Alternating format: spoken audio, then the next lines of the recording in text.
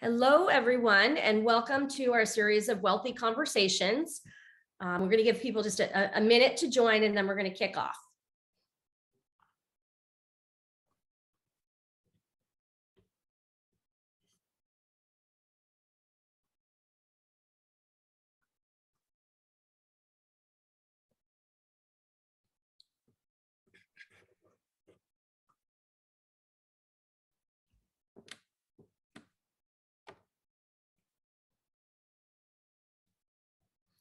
Okay, I think we're going to get started. It is my pleasure to be here with Rae Kelly, who is the head of cybersecurity for the Americas at FTI Consulting. Jordan has an amazing background that I'm going to ask her to touch on.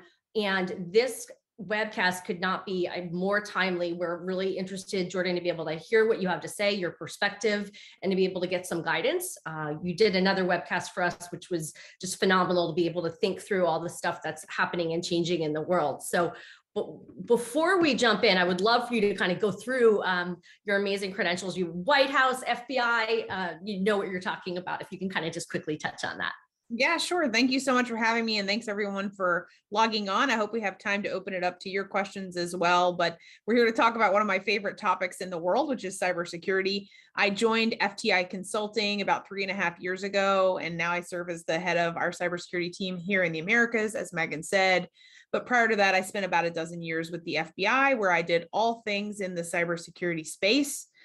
Strategy, legislation, public affairs, but also investigating incidents and understanding how they were affecting the United States and its national interests. And after that, I got to spend about 2 years at the White House as the director for cyber incident response on the National Security Council, which was an incredible experience. It was at a time when there were some really important hacks going on against the United States.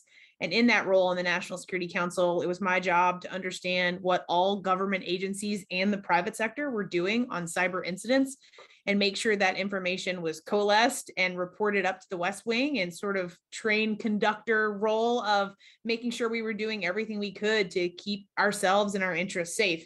So joining FTI has been an incredible experience to take that type of knowledge and expertise and bring it to a variety of clients who need help. And we work on all types of different incidents as well as preparation type of activities for our clients. So happy to talk to you guys today about these types of threats. And if, as Jordan mentioned, we will have time for questions. If you can put any questions in the Q&A function at the bottom of the screen, that would be helpful. And we will get to them at the end. Jordan, to kick off, talking through your experience at the White House, as we're looking at the Russian-Ukraine war, the government has been releasing alerts talking about increased cyber activity from Russia. We're hearing about anonymous. We're hearing about all these things back and forth. How are these attacks actually launched? How do we know what's an actual threat? And how prepared do you think we are? It's a great question, and a couple different angles there that I want to hit on, Megan. I think it's probably been almost 2 to 3 months now that we've been hearing we need to be worried about increased targeting by the Russians. But have we really seen that uptick of activity? So we've been on high alert. The US government put out guidance that they called shields up, and they said we all need to be in a shields up mentality. But what has really changed for us? Not that much. However, we're becoming more highly sensitized to these threats every day. So what is it we need to look for? How do we know if it's real? How long do our shields have to stay up? If we have anyone on the call who's actually in the IT department or a CISO at a company, you recognize that these threats kind of never go away. So your shield might feel like it's always up. But to tell you a little bit about what I worry about the Russians is that they have always been one of our most sophisticated adversaries here in the United States. And we saw in the last 2 years, we've really seen some sophisticated actions that they have done and that they have perpetrated against the US. And it really takes me back to my time in the US government, when we worked on a Russian hack that's called the NotPetya attack. And this was thought to be a ransomware, meaning that they were deploying it on systems and they were asking people to pay a ransom, saying, if you pay this ransom, we'll unlock your files, we'll unencrypt your files. But actually, come to find out, it was not a ransomware, it was a wiper malware. So you could pay the ransom, but there was nothing to unlock because your files had already been erased. So, okay, that sounds like the scary kind of threats that all cybersecurity experts are going to throw at you. But here's where it gets interesting to me.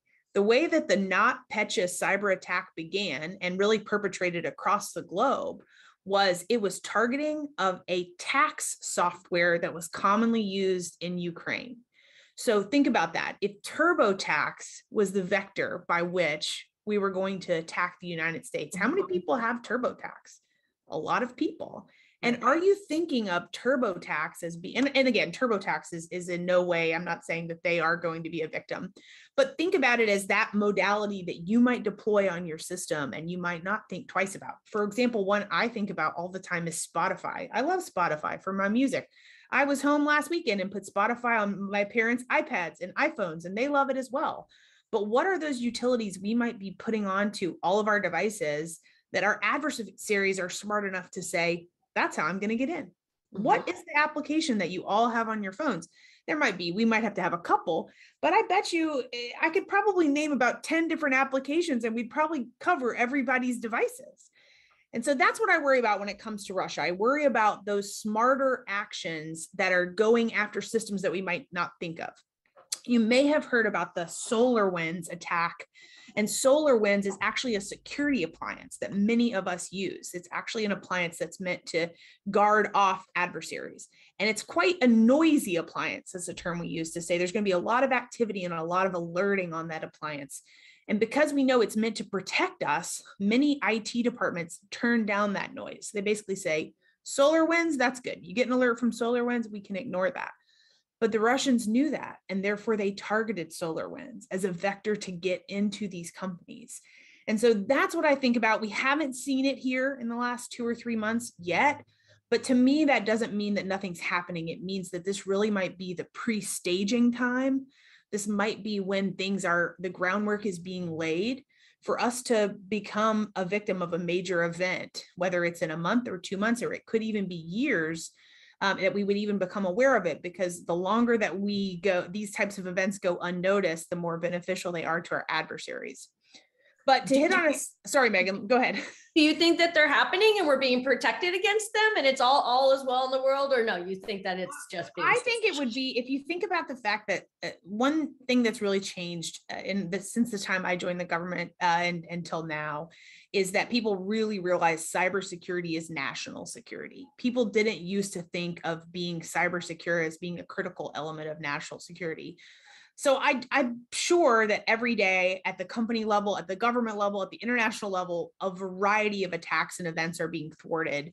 But I would be personally very surprised if there are not, well, it's just impossible to think that there aren't many systems and utilities that we currently use that have been overtaken by actors, whether they're the Russians, the Chinese, the Iranians, even the North Koreans, or whether they're by cyber criminal actors. It's just too ubiquitous right now to think that people aren't going after common utilities that we're using every day to try to get either valuable information or bring harm to us. And I worry about it every day.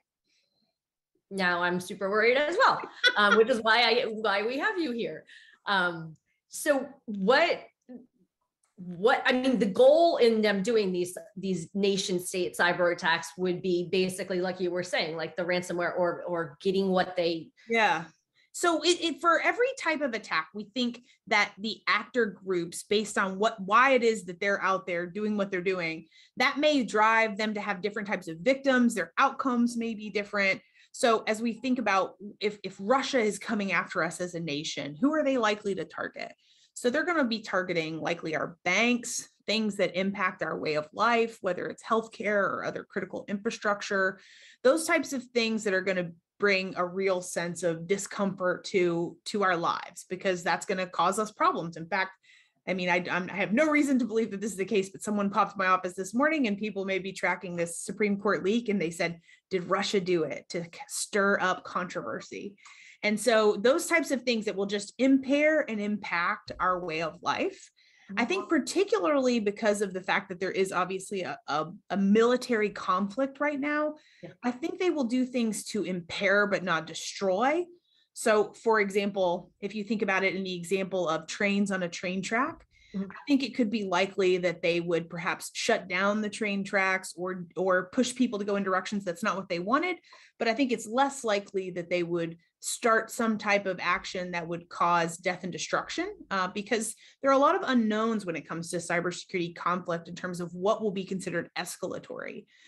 So what do we think they're going after? Critical infrastructure, things that will impair our technology. We saw right at the beginning of this conflict, there was some targeting of, you all will probably be familiar with Viasat. If you've ever used plain Wi-Fi, the satellite systems that are providing that internet, was it because they were providing internet to Ukraine, or was it because they're providing internet on planes that we all sort of blindly log into and start doing our work on our devices for, 1 hour, 2 hours, 10 hours?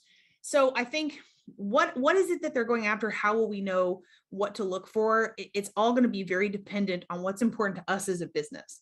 So if I can just go down one rabbit hole and give you an example of how we value a business, this might be different to how an adversary values a business. And it's an overused example, but I think it's truly the best one. When Marriott acquired Starwood, they acquired Starwood to have additional properties and additional guest lists. There was a truly commercial value in that decision. And so when it was determined that several years before the acquisition, Starwood had actually had a security issue that adversaries were able to take advantage of after the acquisition, that issue was not patched. And so they were actually able to get incredibly valuable information about people who were staying at now Marriott owned properties, including passport information. And so why do we think that was being hacked? Was it another hotel chain that wanted to benefit from that and maybe send their flyers to those people? No, it was believed and is known to be the Chinese. And why would the Chinese want to know where people are staying and what's going on? There's a lot of reasons behind that. It's similar probably to some of the reasons why they're making big investments in 23andMe and other DNA companies.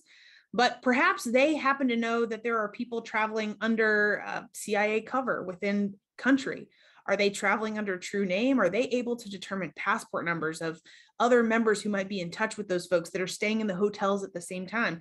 What national security interests were actually put in true jeopardy because of the hack of Starwood? And so that's a very extreme example, but what you think your business is valuable for is very unlikely to be exactly the same as what an adversary thinks. So we all have to kind of shift our thinking caps and say, why might they want to target me? And it might not be what we think we're good at or what we think is valuable about us. And I mean, this maybe seem like a basic question, but with the conflict in Russia and Ukraine, do you think that the threat is just steady anyway? This is what you look at, or is the conflict going to predicate additional threats or fast forward? There's a lot of debate out there on that very topic. In fact, there was so much threat information that came out in February where they said, get ready, it's coming, nothing's happened. There are a lot of theories about why that is. Have they taken their criminals offline to have them staging for a bigger national security purpose? Are they having all of them do that kind of pre-implantation activity that I was talking about earlier? Maybe they are keeping hands off keyboards because they don't want to escalate. Now, I don't find that theory incredibly likely, but there could be a lot of reasons why what's happening with Ukraine and Russia could change the state of what's going on. But it's not as though Russia is our only cyber adversary. And so we have all other types of cyber adversaries who are constantly coming at us and attacking us every day. So how much the conflict is changing the state of affairs, I think remains fairly unknown right now. And many of us are having long and probably boring conversations speculating about what really will happen. But there are still a lot of unknowns. And I think the truth is, and I'll reiterate the point I said at the beginning, for those of us that are in this industry, in this field, we feel a bit like our shields are always up. So it hasn't gotten worse, but it certainly hasn't gotten better.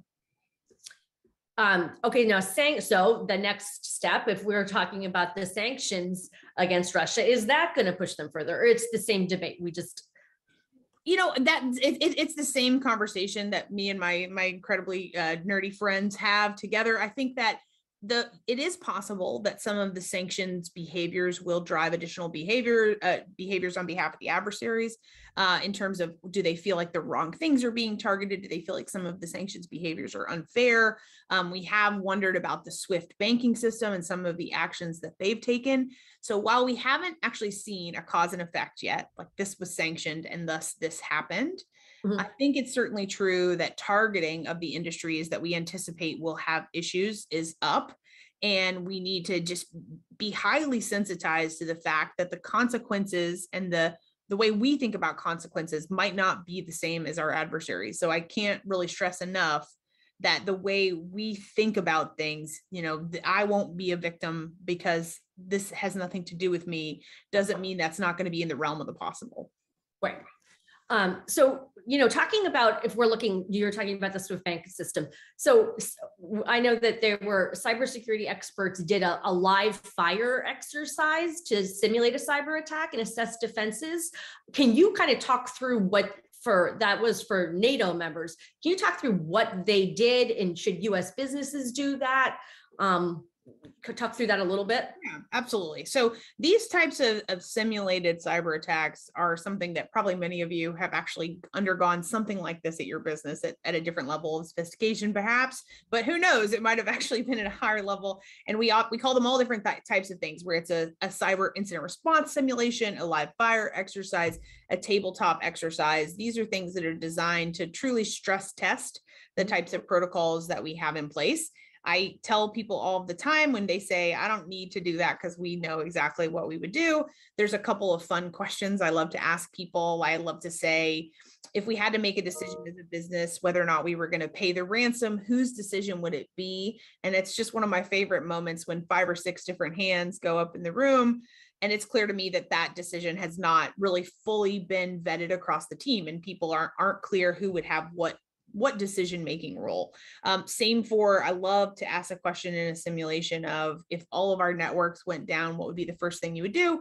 People say, I would call A, B, or C. And then we say, how would you get their number? And they say, well, I'd get it from my computer. And so that question of what do you have accessible offline? So this live fire exercise, as I understand it, was, as much as it might sound, corny is not quite the word I'm looking for, but it might sound a little crazy that we have very high level officials sitting at a table and essentially doing a role playing exercise.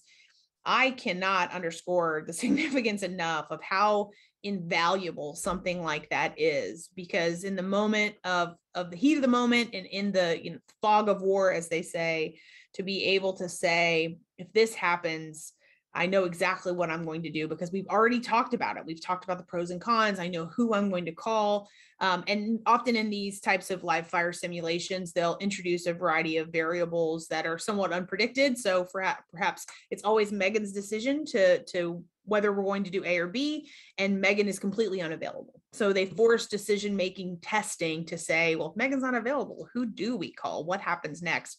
And I know some organizations do these annually, some of them do them quarterly, some of them maybe not as frequently, but those who do, and I know sometimes there's a little bit of a barrier to entry to have the first one because it just feels so foreign, they make such a huge difference in their ability to truly respond. So I commend NATO for conducting this exercise, because I am confident that all that it has done is really improve our ability to respond in the case of a live event.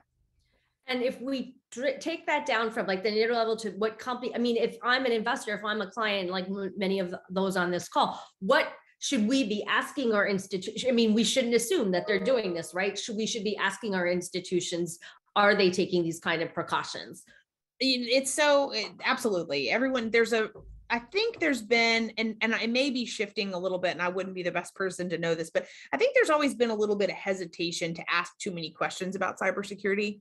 I don't want to sound stupid, so I don't want to ask, I have questions about it, but I don't want to push back.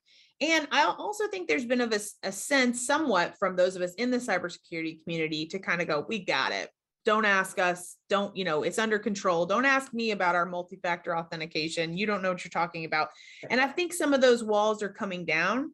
So I don't think asking about just purely, do we do tabletop exercises, and you get the answer of yes, then you can say, well, great, we're ready to go. But I think there are a couple of questions that I think all business leaders should familiarize themselves with a little bit of comfort to be able to ask questions about them. So whether it's, hey, do we ever test what we would do if ransomware happens? Or, hey, what is our protocol for, might be multi-factor authentication is a good one to ask about, and particularly in light of the New York Department of Financial Services regulations and some other actions that are probably pending from the SEC. People need to know more about their cybersecurity and increase their comfort.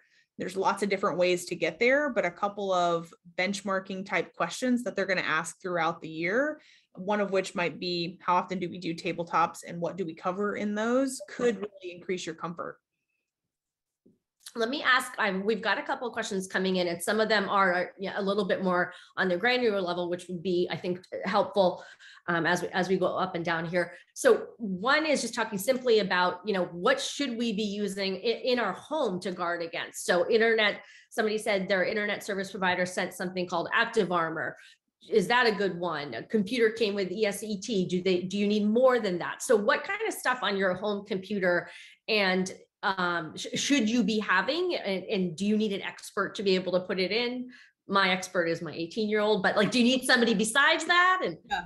Well, so I think the truth is, obviously we can be victims as personal home computer users. It's not to say that we aren't, but that's not necessarily the same type of targeting that your company or business is going to have. So it's a bit of a broad stroke, but if everybody will forgive me, if you buy a laptop that's pre-installed with an operating system that does have a baseline of security, whether it's an endpoint detection and antivirus software, for the most part, that's going to be adequate for your home computing. But what's going to matter is the behaviors that you actually display on that system. So do you exercise care in the types of websites that you visit? Do you have multi-factor authentication turned on all of your email services? How often are you checking that machine for updates? If you're getting a note that says this needs to be updated and you're saying delay, I'll do it in a month. Those updates are almost always because something has been discovered that's a vulnerability that they are trying to close and patch for you, right? So I think that that concept of just exercising some good behaviors is probably a best practice for home. That's not to say that we aren't going to fall victim to something. If you do exactly what I say, there's still some risk, but you're more likely to fall victim to something like a fraud that's not actually on your computer, meaning someone emails you and says, I have these files. They likely don't have those files for the most part in the home computer sense. But I can't say this enough times. I probably have already used that phrase. Go home or maybe you're all home now and turn on multi-factor authentication on all of your email services. If you're using Gmail, have multi-factor authentication turned on. My Gmail is set up in such a way that I have every time someone logs in from a new IP address, I get an alert of that. And it's usually me, which is great news.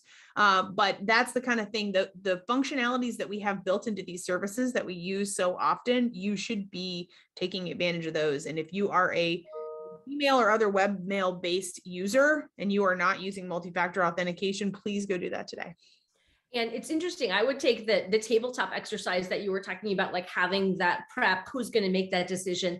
I'm going to bring it down again to a client investor level and say, have it with your family, right? As well, like talk to, I mean, in my case, talk to my parents to be able to say like this, explaining some of that to be able to get ahead of it, right? Yeah. And, thinking about how we're using our systems, and this is the least sophisticated and savvy type of cyber event, but it is causing businesses to lose millions of dollars. It's something we call business email compromise. Mm-hmm. And just to give you a really quick version of it, if you haven't heard of business email compromise, someone typically in your accounts receivable department, they either actually get hacked or they get an email from something that looks very legitimate. It's usually one letter different in a domain name. And it says, hey, you owe us a bill, but we've changed our payment wiring information. And they say, sounds great. And they send the wire to the new place. So sometimes it doesn't involve anything on actually getting into your accounts at all. It just involves people falling victim to these schemes. But a critical part of why those are often successful is because of the fact that they are using information that looks very legitimate. So let's say, for example, you say, it was a great weekend at this conference I attended, or I'm headed out to this conference, I'm going to be gone for a week. That makes you potentially a victim of someone who could find you on LinkedIn, find who's in your accounts receivable department and say, hey, it's Megan, I'm out of town, as you know, I need you to make this change. And that is the type of information that we're putting out there. Now, people often, I'll talk to people and they'll say, oh, you must have no social media and you probably don't even use a cell phone. You can't, in my view, you can't live your life that way. You got to live your life with some good parameters around things. But every piece of information you put out there, whether it's you, your spouse, your parents, anyone in your family, those are pieces of information that bad guys are using to potentially target you and your company.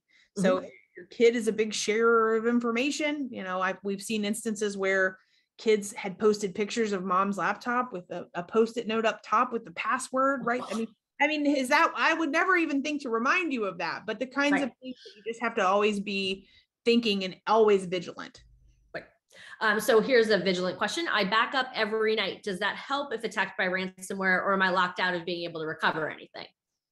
Backups are great. I mean, we should probably talk more about business continuity, about what the plan will be to be able to get into what you're doing. If you're backing up for home purposes, that certainly is great. I will say this about businesses. Many businesses don't back up every day. It's just not fiscally responsible, timing responsible. So you should, and I hate to say, everyone should understand their backup strategies, because that's probably a little bit of a bridge too far.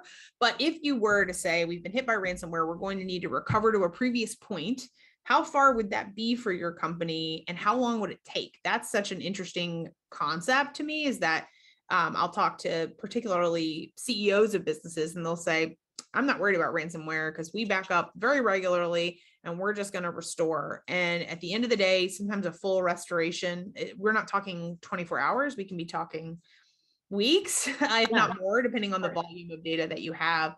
So it's always great to back up. I couldn't agree with that more. At the same time, sometimes when an attack is deployed, whatever actually laid the groundwork for that attack, often called a Trojan, is previous to that. So it's really important. If you say, yeah, great, no problem, we've restored our backups, you may not be in a situation when you're actually remediated. So it's really important to still conduct a full investigation, still understand how this type of thing happened, and not just say, yeah, we backed up, we're good. Is there a threat to, this is what I worry about, is there a threat to investment portfolio values and bank accounts? Can accounts get drained? Should I go get all of my $7 and put it in my mattress? So it's so interesting you say that. Many of you probably have already seen or know that the FBI put out some specific information about threat actors targeting the financial space, particularly on the investment side. Also, particularly in the mergers and acquisition space, that they were looking for news of potential acquisitions. They're getting onto systems and actually searching for keywords that one might find if a business is in the process of being acquired, and using that information against that business to say, we're going to go public with this, so now you have to pay us this ransom. The truth is that all financial accounts are potentially at risk. Now, that's not, so there is obviously a great deal of money lost in cyber attacks. So I don't want to say, your bank account is at risk, is not at risk, but is that really what we're seeing the actors do? I'm not seeing a lot of individual targeting of you or me to say, I'm in your Wells Fargo account now. They also have their own protections. The financial sector has always been, in my mind, somewhat at the tip of the spear when it comes to cybersecurity. They use what we call behavioral heuristics. So they track things as sensitive as how quickly do you type your password when you log into your banking site. And if that changes the next time, if it goes from, to I'm now henpecking it, that's the kind of thing that can trigger additional checks on their end to say, this doesn't seem right. Are we coming in from a new IP? And you might find yourself, and that's happened to me every now and then, I'll get something doesn't seem right. You're locked out now. And that's because of those behavioral heuristics. So are your individual accounts at risk? Not in the same way your entire business is at risk for downtime, loss of financial resources, loss of productivity because you're locked up with ransomware. That's more what I worry about, along with the business email compromise. And so probably you wouldn't recommend, I mean, you're obviously not a financial advisor, you're a cybersecurity expert, but you don't think we need to set aside large sums of cash in case the US financial infrastructure is attacked? Oh gosh, I mean, I feel like I mean, it's like a doomsday prepper question. I think you have to figure out your own risk tolerance there. I'm pretty sure my husband probably has more cash than I know, but he's more paranoid than I am about this stuff. So I think I don't think of it that way. I think businesses should think about what their cyber insurance model is. what they would be prepared to pay in the event of a ransom, especially if they didn't have cyber insurance or didn't want to invoke it. But in terms of the financial sector is going to collapse and we're going to need money. At this point in the world, I don't know if that's any more likely from a cyber event or anything else. So I won't wait. Transition to Web 3.0 platforms versus Web 2.0 platforms, does that help with these security concerns? So there's so many things out there that really, I think, do make a big difference in terms of implementation. But thinking about, I mean, I've heard people say like, oh, is this how we're going to fix it? Right. We're going from IPv4 to IPv6. We're changing what we're using on our phones in terms of what network that we're on. I think that obviously there was a Web 1.0. There are some upgrades that are happening on the back end. We have so many more devices that are trying to connect to the web, our smartphones, all the mobile networks that we have. So I think there will be, in theory, some potentially greater utility out of Web 3.0, but it's not going to be the panacea of we're here now and we're secure. Yeah. I don't know if that ever will happen. I'm sorry to say. Right. So that leaves the next question. How safe are apps like garage door openers, Nest cameras? My oven, I think, might be connected to the internet. Yeah. Unclear. So are those safe, or is that like when you're talking about going into Spotify, is that something that we're like, of course my oven's fine, but no, it's not? So we call that the Internet of Things, IoT. You may hear that, of all these things that are connected, and each item that is connected to the internet is potentially an access point for an adversary. So if you have to communicate between, whether it's your phone or a home built-in application, that potentially could be a risk. We have done plenty of checks of individuals who want to have their whole home really checked for what are my risks in my home.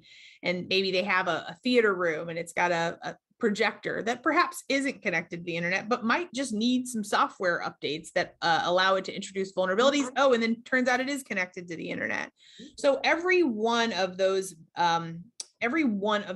additional devices that you have can be a vector for entry. So I don't want to downplay it.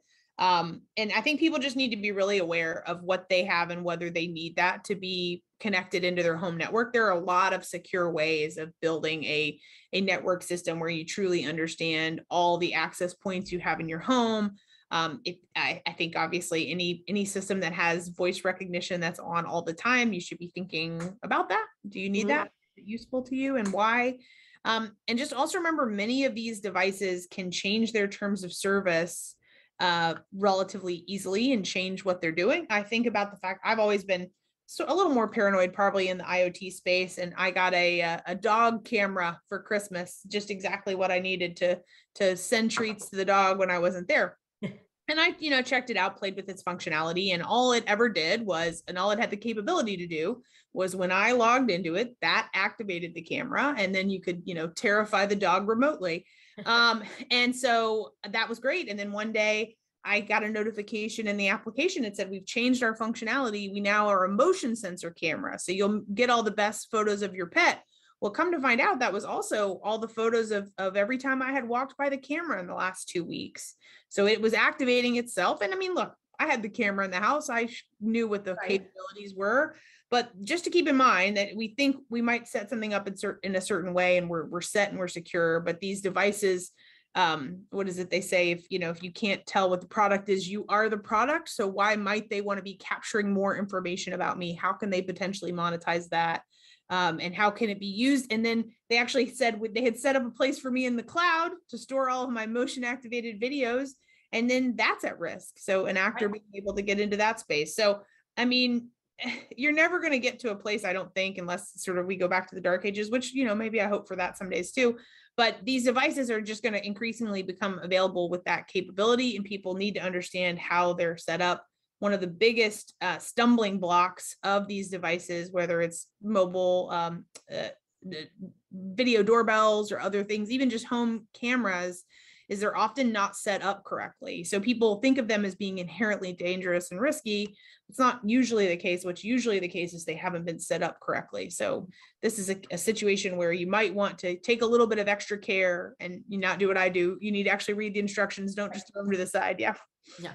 or don't buy it in the first place, because I'm not an instruction reader either. But so somebody said that my bank had me use my voice to say, my voice is my password, please verify me. That seems safe. Do you think that that's safe? So there's a lot of different ways that we can think about password configuration. I'm anticipating that was probably a second factor on your password. Maybe there was, I don't know, I'm guessing that there were at least two things, because voice is obviously grabbable from some other purpose. And we think about the story of where, I may get this a little bit wrong, so bear with me if you Google it later and see that I was off. But I believe at a big conference in Europe, maybe 8 or 10 years ago, when iPhone went to using the thumb, someone grabbed a picture of Angela Merkel's thumbprint and was able to say, I would be able to unlock her iPhone with this data point. And people think about that all the time with their irises being used for different things. And so you always want to have that concept of multifactor, which is usually something you know and something you have. So your voice is something you have, and the something you know could be an alphanumeric password of some sort. They're not all foolproof, but the multi-factor, that makes sense. What about systems like Lifelock, which didn't that get hacked, or there's home title lock? Are those, is that a level of protection that people should be able to count on? So it used to be the case that when people were breached and they were offered credit monitoring or Lifelock services, everybody would sign up. I mean, I don't know when this was, but now when it's offered, I understand the uptake rate of it is just incredibly minuscule. Less than 1% of people opt in to credit monitoring and other services. I don't think there's necessarily one foolproof way out. I'm not a salesperson for any of those services, so I'm sure they would tell you, yes, they are, and this is why, because I think they're probably going to actually provide you monitoring on what I'm about to say, which is you should be aware of your credit score in general. You should find some service that you're comfortable looking at your credit score, whether it's directly through your bank account or one of your investment accounts. And when something changes, it's worth taking a look as to what that is. You should in general have a sense of the number of things that your information is opted into. Take some time to understand where all you're using your home address, how many data points that is creating outside the world. You might be familiar with data brokers. There's probably 6 or 8 data brokers in the world. You can actually, no, there's probably hundreds of data brokers. There's 6 to 8 main data brokers, and you can actually opt out of all of those services. Now you're talking about, for the effects of that to actually be felt, might be something like 2 to 3 years, but that is one way to decrease the footprint and volume of information that is out there about you. I'm actually in the process of moving, and I'm wondering, should I do the PO box and never have anything associated with this address? Because it's almost impossible to do it unless you do it from day one, square one. So you have to figure out what information out there about you, monitor it. I mean, the word I'm thinking is monitor it lightly, but monitor it in some way that you're comfortable with it, and be prepared to take action if things are not as they seem, and understand, what sources of information they might be coming from. Shutting off the computer, which is something that also doesn't happen in my house. I may be the most at-risk person in the world. Does shutting off the computer in the evening help to reduce the risk of attack?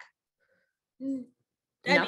So turning off your computer is one way to force updates on your computer. Or turning off the network, right? Like, and it's 2 different questions, I guess. Yeah. So I would say having a healthy relationship with your computer in terms of running updates and regularly restarting the machine is healthy for the device. I would not say it's necessarily decreasing the volume of how many attacks you might receive, although I guess theoretically, there are many adversaries that are kind of scanning for everything that's out there. And if you're only online 1 or 2 hours a day, you might decrease your footprint. I don't know that I've ever seen that as a recommended tactic, but I would say, having your machine on all the time, never rebooting, never running for updates. Don't do that. Noted. Noted. Do iPhones have better security than Androids? Ooh, that's a well-debated topic. This is really a next level discussion of what people said for many years, which is that Macs were more secure than PCs. There was a lot of discussion about why that was the case. They think about security differently. They're different brands. But there was also a time when Macs were just so much less common that it was a better game for an adversary to target PCs because the volume was higher. I mean, I'll tell you this. I am sitting in an office next to my boss. He's an Android user. I'm an iPhone user. There are pros and cons to both. I would not say either of them are inherently less secure. It's really about how you use them and if you use their security and their capabilities for good. I will tell you, I did not love when Apple switched to the face unlock. I don't love the face unlock. I feel like it just unlocks and I'm not even looking at it. Right.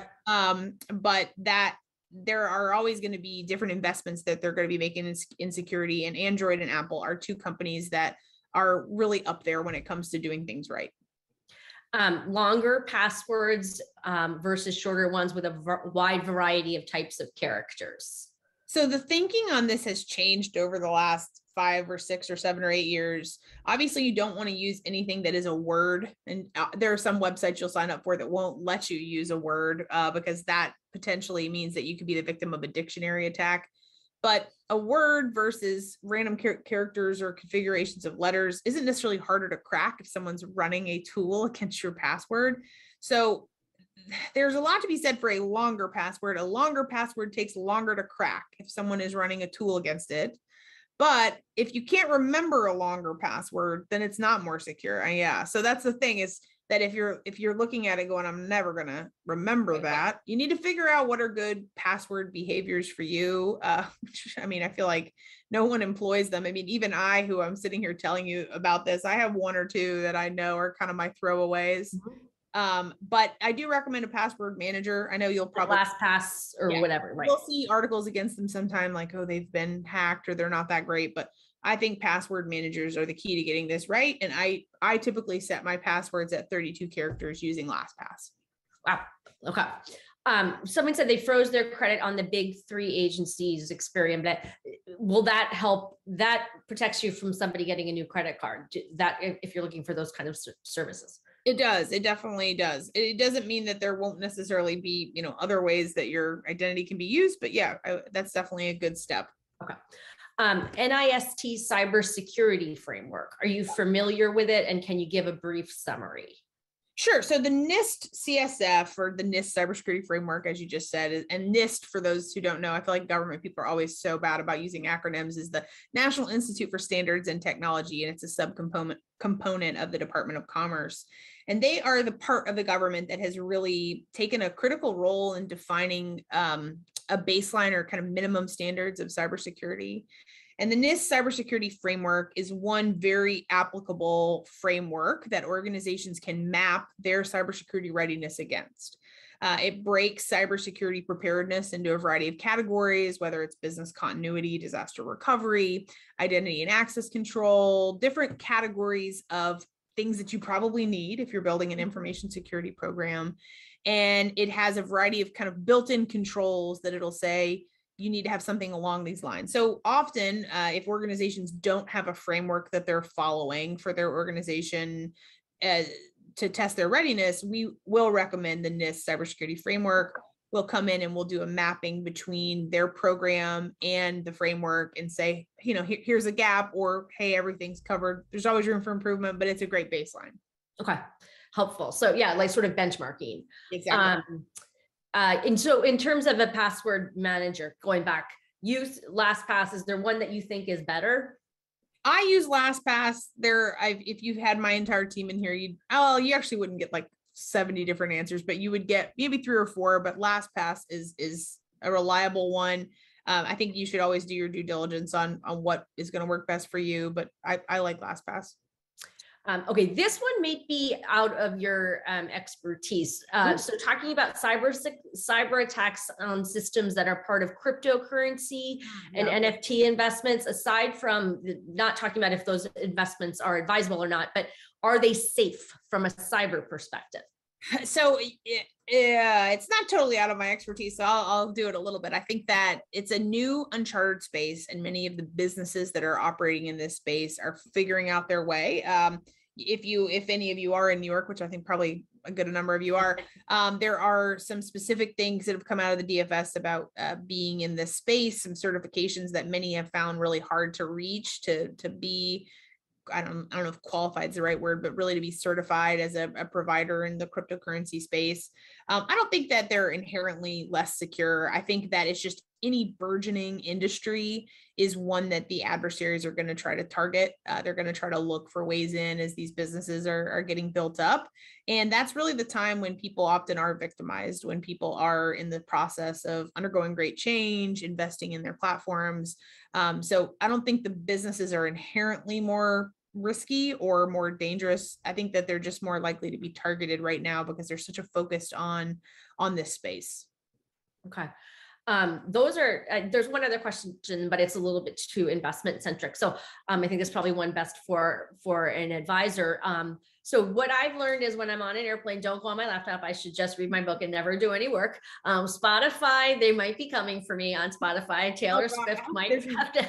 I hope there's no, Spotify investors on here. I think Spotify is a wonderful company. I just use them as an example of what might be if you go back in time and think about if the solitaire game had been one that we'd all downloaded and didn't come automatically with Windows, and someone thought, how can I hack everybody? Right? Solitaire would have been the way to do it. I mean, Wordle.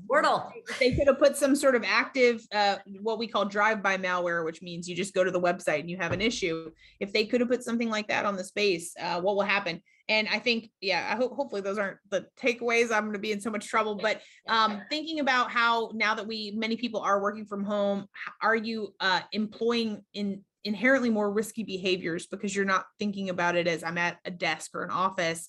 Do you do things on your phone that you might not ever do on a laptop?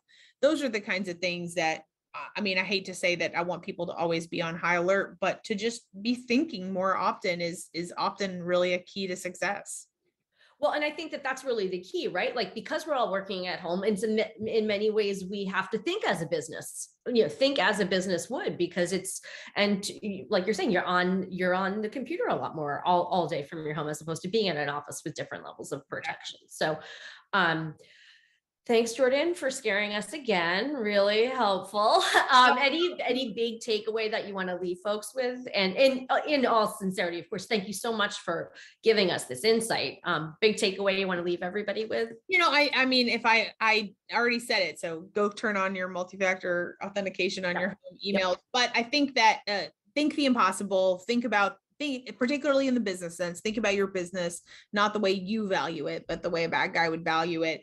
And if you are in a position to be involved with your information security department, increase your comfort, but do recognize that I've been in this field for a number of years. The folks that do this work are really just carrying the lion's share of these insurmountable threats, it seems sometimes, and they need our help and they need our support, but they also need to be adequately staffed, resourced, funded in order to keep our businesses safe, because sometimes they are, we need them on that wall. And so to be thinking about how you can better understand their mission and help and support their cause would certainly be one thing I'd remind everyone. All right. I actually have two quick follow-ups. Okay. The answer to the home title lock, you thought that was worth that system. Home title lock, say that home one. Title lock. Maybe we were just sort of talking about Lifelock. Yeah, like credit monitoring, freezing makes sense. Yes. Those services are really up to you. I think and I said, do those things do Norton Lifelock? I think, do those things do what you intend them to do? I'm not a user of them, but they probably are doing some of the things I recommended, checking the types of things like your credit and just monitoring your online identity. And then this is interesting. Should you check on your accounts on your home computer or on your cell phone? Is one of them safer? So the thing that's, I think, a bit safe, well, they're not one. There are pros and cons to both. I think the thing that is often safer about our home devices is that there's oftentimes many more functionalities on a website. For example, if you're logging into your Gmail, you can look and see what my last 10 logins were. Those are things you in theory can get to through a mobile browser, but they're not as convenient. But I think the answer is you can be secure in both environments. You just need to make sure you're doing the right things in terms of securing your passwords, accessing safe sites, and looking for those types of best practices that your business is giving you to be sure you're doing the right things. And I've already got a follow up on your takeaway. How do you check multi-factor authentication? Like I know my Hightower, they pushed it onto my phone. Like if I'm just my kid, how do I put multi-factor on for them? So it depends on the service you're using it for, right? In Google, you might find that you need to go into your security, do a security checkup in Google. All of the services are going to have it. I mean, it's just going to be a very imperfect answer, but you might have to kind of search service by service. Your laptop might have it. You might have something called a UB key, which so you type your password and then your UB key is something you touch on the side of your machine to activate. So multi-factor authentication can be employed in a variety of different services. You're just going to have to see what tool you need it for and then how they allow you to use it. Okay, great. All right, well, I'm going to spend one super fast second putting up disclosure that we have to share. And then I'm going to also use this time to say thank you, Jordan, so very much for being a part of this webcast. I think I learned a ton and I have to go do a bunch of better behavior. Thank you all to everyone that joined us.